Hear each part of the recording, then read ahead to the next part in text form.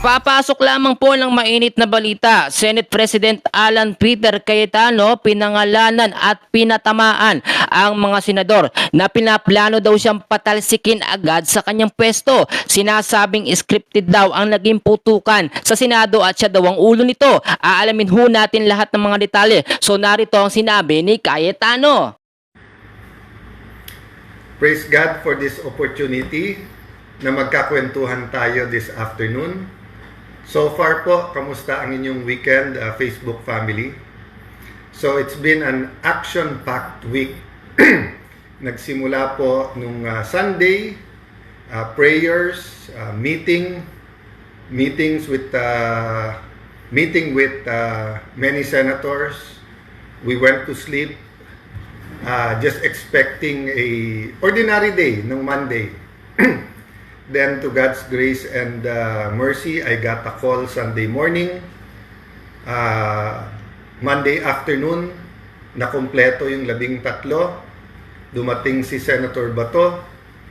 And only to God's grace and mercy, nagpalit ng liderato sa Senado. Then of course, tumuloy-tuloy na. I was hoping na ang ating topic ng Thursday at Friday ay ang aking privilege speech nung Wednesday na ang tawag po ay, ang pangalan po ay Bigger Picture. Let me give you the 2-minute version. So sinabi ko dun sa Bigger Picture na medyo nakatutok tayo sa politika, lalo po sa news at saka sa social media. Pero ang ordinaryong Pilipino, hindi lang siyempre political yung lens. Meron economic lens, no? O ibig sabihin, kumbaga sa salamin, yung economic lens, yung pananaw ba na kamusta ang taas ng presyo, or PTK po yung ginamit natin, presyo, trabaho, kita. Kamusta ang presyo? Abot kaya ba? Or pataas ng pataas? Kahit okay yung presyo or mataas ang presyo, may trabaho ka ba? Kasi kung wala kang trabaho, or wala kang negosyo, wala rin kita. At syempre, dinagdag din po natin yung issue ng corruption. Pinag-usapan din po natin doon na yung spiritual lens o yung sinasabi po natin morality and values. Importante po sa isang community, maging yan po ay pamilya, maging church, maging samahan ng magkakapitbahay, Tricycle Operator and Drivers Association or TODA, yan po ay maging barkada, yan po ay maging barangay, city, isang nation, yung values at yung kultura ng isang community. At pinag-usapan po natin doon na pag pinag-usapan natin ay kultura, meron tinatawag na 7 spheres or mountains, no? Yung pong family, yung pong church, yung pong government, business, education, health, at media. Ang media, kasama na po dyan ang entertainment at journalism. At pinag-usapan natin sa 7 yan, na spheres or mountains of culture, lumalabas po ang values, ang sistema, ang pang-araw-araw na buhay ng isang tao, isang pamilya, isang bansa. So let's say when we're addressing corruption, hindi lang yung investigasyon at pagkaso nun, pero yung values, may integrity ba ang sistema, may integrity ba, may value ba ang tao na wag magnakaw. In talking of all of that kasi, tayo'y naniniwala na yung pang-araw-araw na buhay ni Juana de la Cruz, ay hindi na pag-uusapan kasi syempre, maging sa Marites, maging sa official na news, maging sa chat groups, maging sa SOCMED, yung mga nagba-viral usually ay yung mga events at saka yung mga intriga. So sabi ko nga, from the search for the truth ay naging mga propaganda. For example, paulit-ulit na sinabi na kaya nagkaroon ng leadership change para pigilan yung impeachment. Pero nakita nyo naman po, Wednesday night, nung nakuha natin yung articles of impeachment, kahit na may kaguluhan sa Senate, tinapos po natin. Nung tinanong po ako ng Secretariat, tatapusin po ba natin ang pag-check niyan tonight para bukas masulatan na natin yung House? Nakiusap po ako sa kanila at sabi nila, sir, duty namin to. despite po yung anxiety at yung trauma na nangyari dun sa barilan sa Senate, the next day, within 24 hours, pinadala na po natin sa House of Representatives, kasama sa sulat na yan, yung order na nasa order of business. Sa Monday, ang articles of impeachment at magko-convene na tayo bilang impeachment court. So ulitin ko lang po clarification number 1. Walang delay. In fact, sa Monday, magko-convene na yung impeachment court. So I hope those who made a judgment, may you be a religious leader, may you be deans of law schools, may you be a private citizen. Sabi ko naman po, we accept your criticism. Dapat maging aktivista, dapat kalampagin nyo kami. Pero if you made a judgment or an accusation, let's also have the humility of saying, ay mali pala kami. Kasi kita nyo naman pala ho, hindi totoo at propaganda lang at paninira sa bagong majority na yung impeachment ang main reason na pagpapalit, di ba? Marami tayong pag-uusapan kung bakit pinalitan ang majority, kasama dyan yung direction. Tingin ko po hindi natututukan ng husto yung present crisis ng ating bansa. Fuel price crisis, crisis po sa energy, crisis po sa trust sa gobyerno. And I'm not talking about the administration alone. Trust in the legislature, in the House, the Senate, trust sa ating traditional media, trust sa social media, trust sa ating administrasyon, trust sa impeachment process. Yung tiwala ba na may mga leader tayo na ginagawa nila ang lahat ng kaya nila para mapababa ang presyo or makontrol ang inflation, or that every student ay meron pong gamit at maganda po ang direksyon ng ating educational system para may trabaho kagad.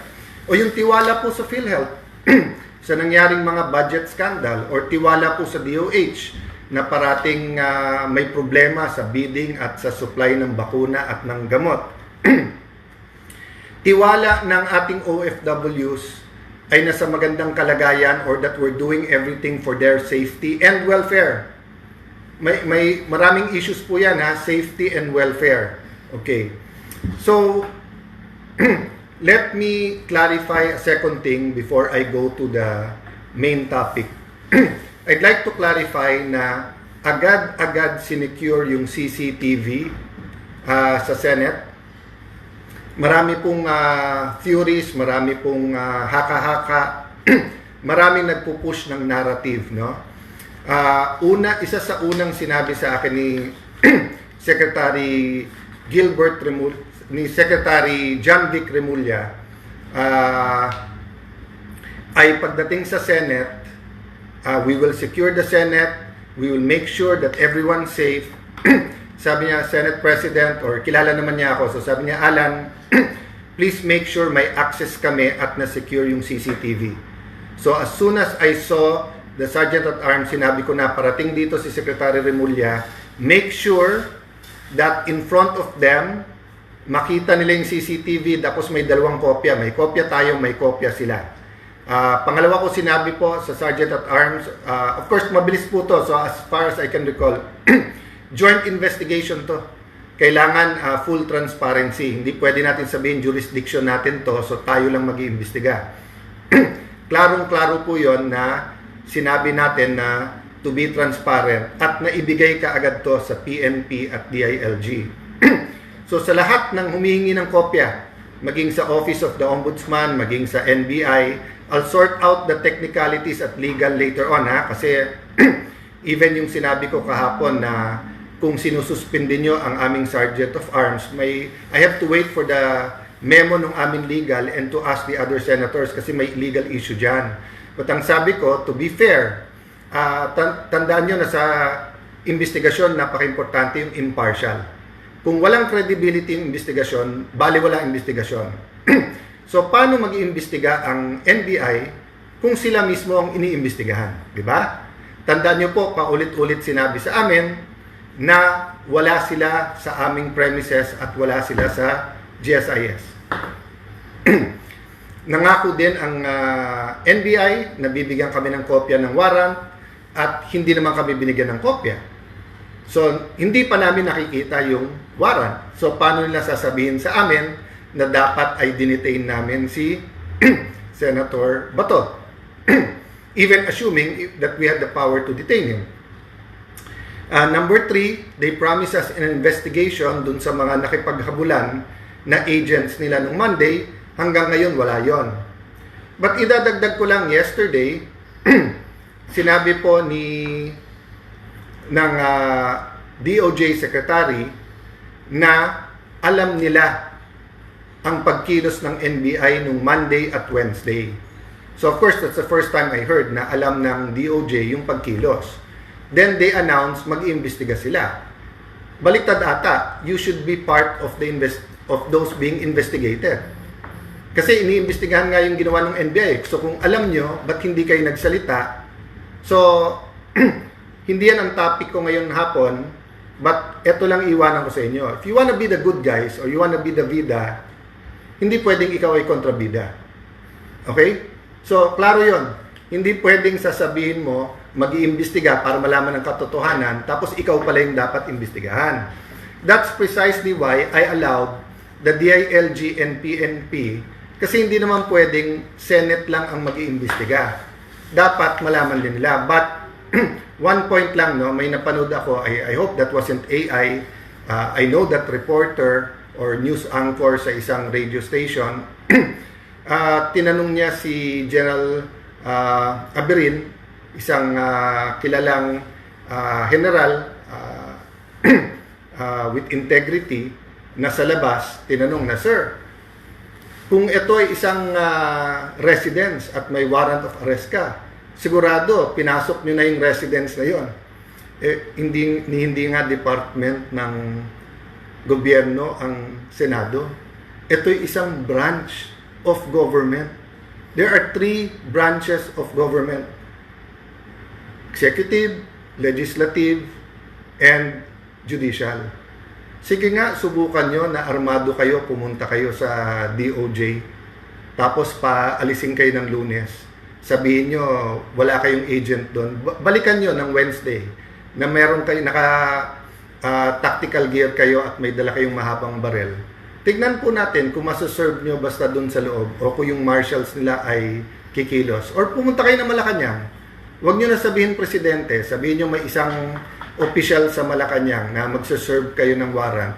Sa Malacanang gawin, hindi kayo mag-coordinate sa Office of the Executive Secretary or sa PSG. Tignan natin kung hindi magkaputukan doon o hindi magkaroon ng warning shot, di ba? So, let's not confuse the public. Di ba? So, kung halimbawa yung isang senador who should act like an ordinary citizen, let's say, umorder ng pansit, yung uunahan niya sa restaurant or sa kalenderya ang isang ordinary citizen, yun, valid sabihin yun na porque senador ka, uunahin ka.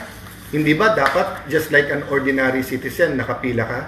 Pwedeng sasabihin mo mag-serve ka ng warrant of arrest sa loob ng Senado, sasabihin mo this is like a private residence. Kunting aral-aral naman. Napakabigat ng implication sa publiko kung tuturuan natin sila ng mali. It seems like an ordinary question, pero mabigat tong question na to, no? Same thing, kung sasabihin mo na, ba't ka magpapaputok dyan? Warning shot ba, ganyan? This is not an ordinary police situation in the street. We were on high alert the whole day. Wednesday, nakipaghabulan sa senador. We are a branch of government. And I'm not protecting any senator here. We're protecting the integrity of the Senate, the integrity of our Philippine Constitution. This is not about men or women or politics. This is about laws. It is about our democracy. It is about our Constitution. Okay? So, my main complaint yesterday was that from the search for the truth, parang naging PR campaign. PR meaning public relations. Parang may narrative, counter-narrative, para bang rumble sa college na wala nang pakialam kung sino tama at mali. Basta't kung brad mo yon, doon ka nakakampi. So para bang may 2 sides of the narrative and then bahala na si Batman. Basta't ang importante, yung narrative namin. Hindi po. That's why nung humingi kami ng tulong, unang-una hiningi namin, every single person in the Senate ay ma-secure at masiguradong ligtas at hindi masaktan. Including of course the Senate media na tinutukan talaga yung mga nangyayari doon. Ang problema, parating pa lang si Secretary John Vic at saka ang NCR ang NCRPO na sa labas, but ang Chief PNP may nagsasabi na stage to. So meron ng narrative. And then may counter narrative na. I did not give in to a counter narrative. So tignan niyo po ang aming joint statement at pagharap sa press ni Secretary Remulla. Sinabi ko, hintayin yung investigasyon.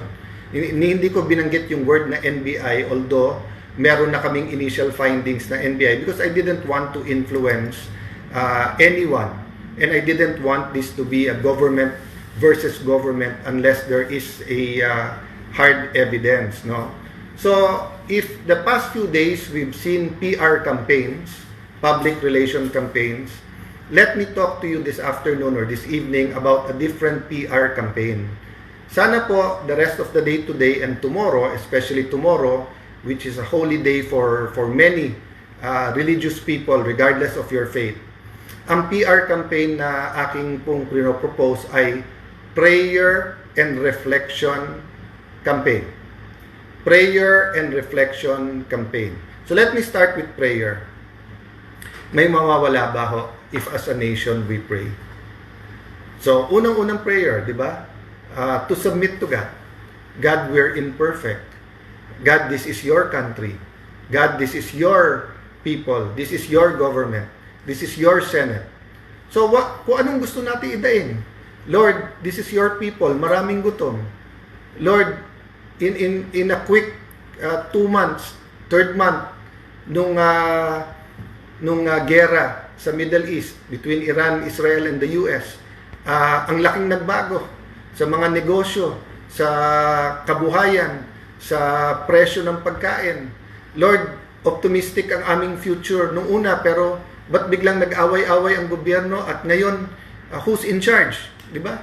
I mean, I'm talking from the local level and I'm talking about religious leaders, business leaders, student leaders, leaders in media, leaders in government. Parang ang gulo-gulo.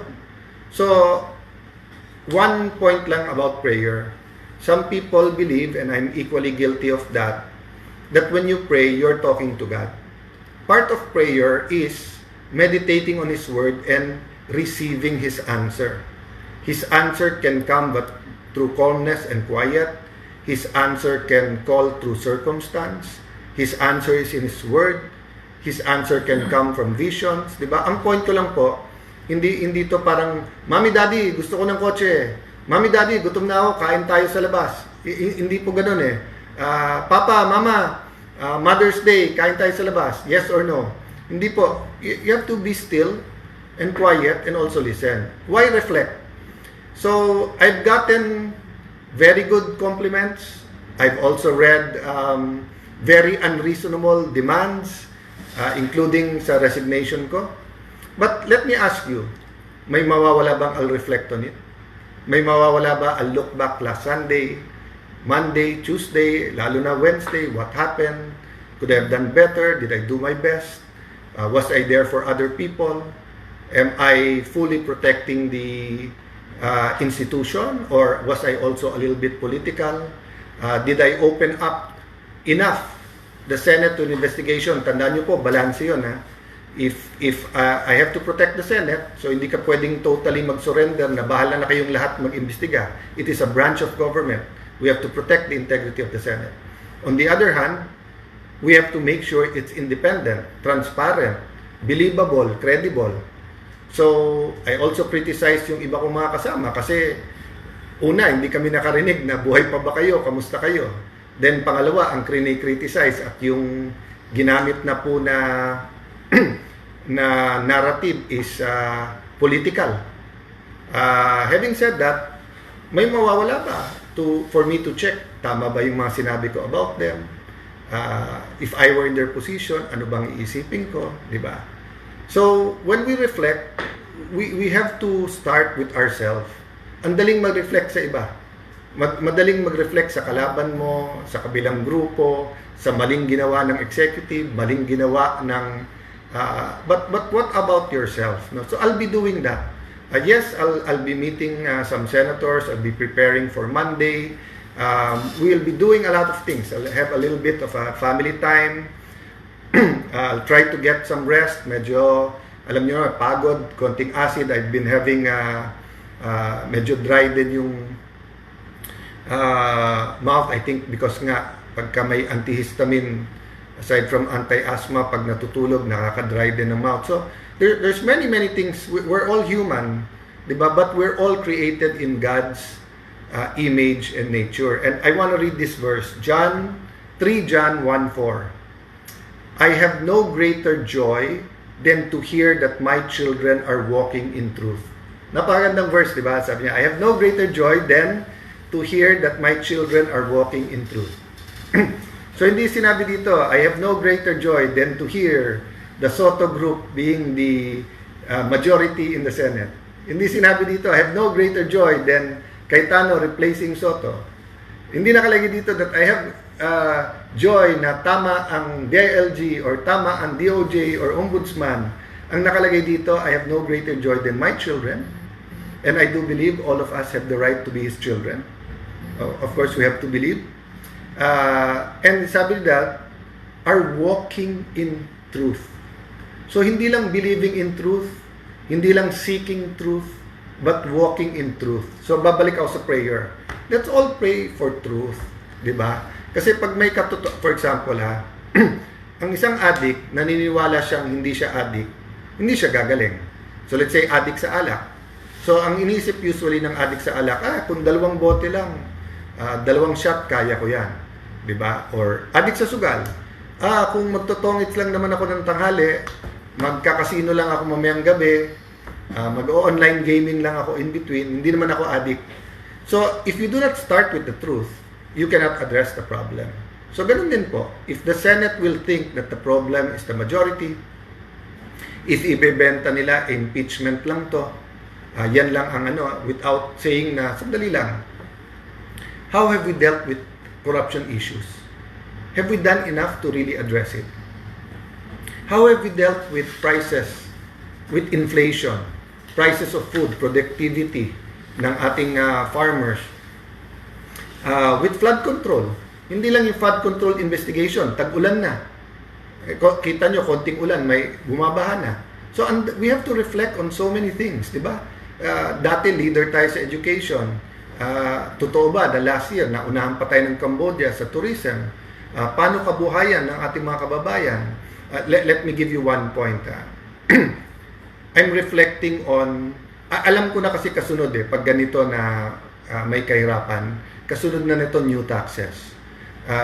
Whether the day na medyo controversial yung IMF, 1970s, 80s, hanggang nung naging congressman ako, late 1998, parati yan, na ayusin nyo yung fiscal position nyo, yung pananalapi, mag-tax na naman.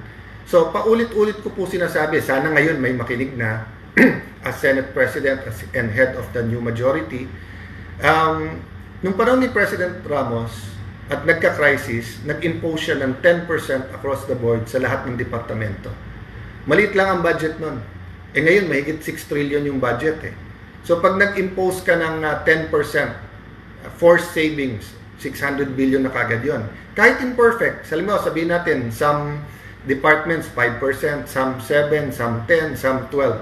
Sa 5%, 300 billion yun. Baka naman hindi natin kailangan ng taxes. Or baka kailangan, pero as the new Senate President, at least while I'm there, ipakita nyo muna na lahat ng luho at lahat ng hindi kailangan sa gobyerno na isang tabi at magagamit natin sa tama. Okay? I will recognize whatever the administration has done or is doing, di ba? But there's so much we can do. And we're only talking about the 2026 budget. Tandaan nyo, may pera pa from the 2025 budget. O yung ibang nirealign for the crisis, ma-report kung nasaan yan. So just an example, no, that as I reflect, di ba? So I also have to reflect kasi kung what we're going to do today, what we're going to do tomorrow, what will next week, next month, next year look to each and every Filipino. So guys, thank you for spending time with me today. Ulitin-ulit yung verse. Sabi ng Panginoon, I have no greater joy than to hear that my children are walking in truth. So sana po, magkalaban man tayo sa politika, magkaiba man ang opinion natin, we can start looking at each other as lahat anak ng Diyos. Just because we have different ideas, we don't have to call each other evil, di ba? Or call each other names. There is evil. There is evil in our society, di ba? Pero kaya nga sinabing hate the sin but love the sinner. So sa lahat po na sumasama mismo sa live, sa viewers natin ngayon, thank you po.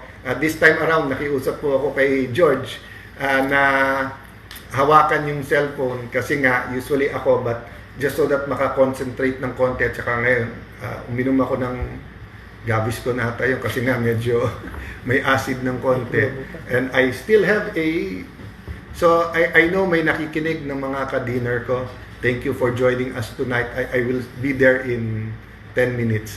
God bless you guys. Good night po.